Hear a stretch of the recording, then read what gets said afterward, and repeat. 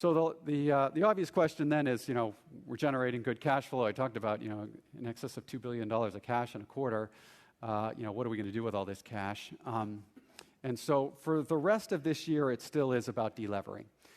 We'll use about $4.7 billion of cash and cash flow to continue to delever. And this is important in that this specific debt that I'm talking about is somewhat undesirable. It's undesirable in the sense that it's got, it's secured. It's got relatively high coupons. Most of it is in foreign currencies, which requires hedging, which is actually pretty expensive. And we have kind of a one-time opportunity to take advantage of some laws around taxes that allow us to do this very tax effectively. And that all goes away at the end of August. So we're going to do this to make sure we take advantage of it. The IRR is multiples of what regular debt for us would cost, so it definitely makes economic sense. And then the second part of it is the converts. We have a little less control of that. That's more a function of how much gets redeemed. So far, to date, we've had, in this quarter, we've had $1.2 billion redeemed. I suspect that will be the rest of what we get for this quarter, although we don't know that for sure. And then there's some unknown amount for next quarter.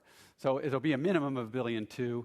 I point out that we are cash settling this, so this is taking dilution away and creating a little bit of a tailwind on our earnings per share. And so that's obviously positive. So that will get us, that's about $6 billion, potentially a little bit higher depending on what happens on the convert side. So that kind of gets us through the end of the year. So then, of course, the next question is what we do about next year, because we do suspect we will generate cash flow next year.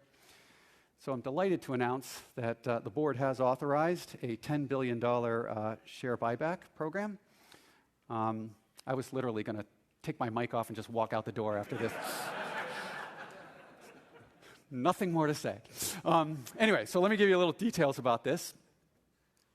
So we will obviously transition now from kind of a delevering to more of a capital returns program.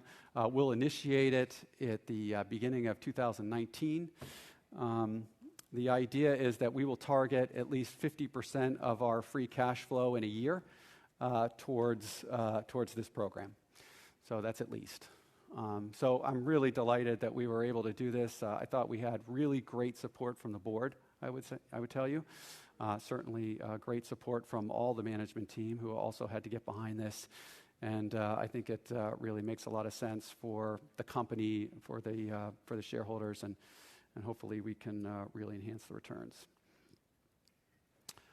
Okay, so let me give you a little bit of just overall capital philosophy, which this is kind of part of it. So, and I do this in priority. There's a reason why it goes in this kind of direction. So, number one, we have got to invest in the business. We do think there's tremendous opportunity. We do think there's good ROI for the business. And so, I didn't put it on here, but certainly R&D is definitely a big priority for us, as is capital spending, which we talked about. And we suspect we will spend in the low 30s as a percent of sale. Could there be years that it's less than 30? Yes. Could there be years that it's more than 30? Yes. But over time, we will average in the low 30s. And when you look at the industry, that is really similar to what the industry is investing. And Sanjay mentioned, the capital intensity required to be in this business is a meaningful amount. And so, we think that this is what's required to run the company.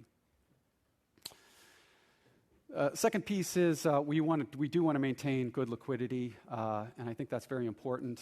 The idea and the philosophy around liquidity is really just to make sure that no matter what the economic situation, no matter what type situation we find ourselves in, we are always able to invest in the business in the manner in which we think we should. And so we targeted kind of similar to CapEx, and there's a little bit of science to that, not very technical science. It's not Scott's science, but it's my science, that low 30s liquidity as a percent of sales makes a lot of sense, and it's kind of tied to the CapEx.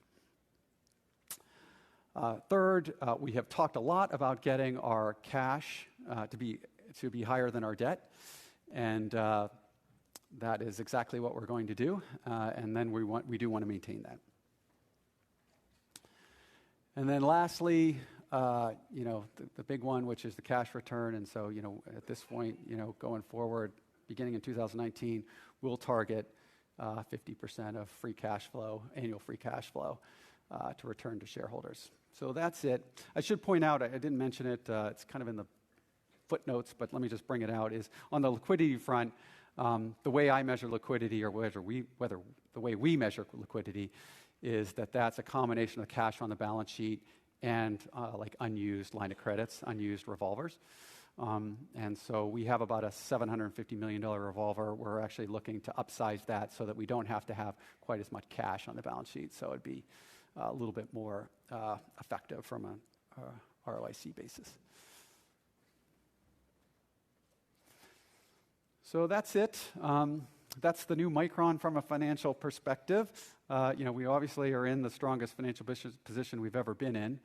I think I heard a quote one time where, depending on how cash flow works for us this year, it'll be probably exceed all the cash flow we generated for the first 39 years of Micron's existence. So, we obviously will take, be grateful for that.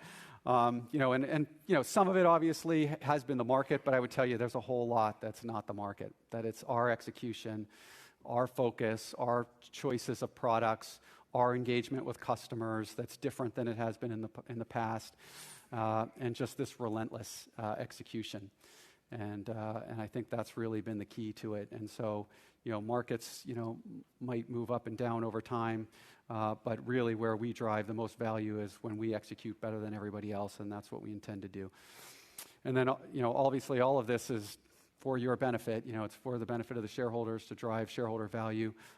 Earnings are going to be a big part of it. I just remind you, $10 billion, right? If you can remember anything when you leave this room, $10 billion. So that's it. So with that, I will turn it over to Sanjay to wrap things up, and then we'll do some Q&A.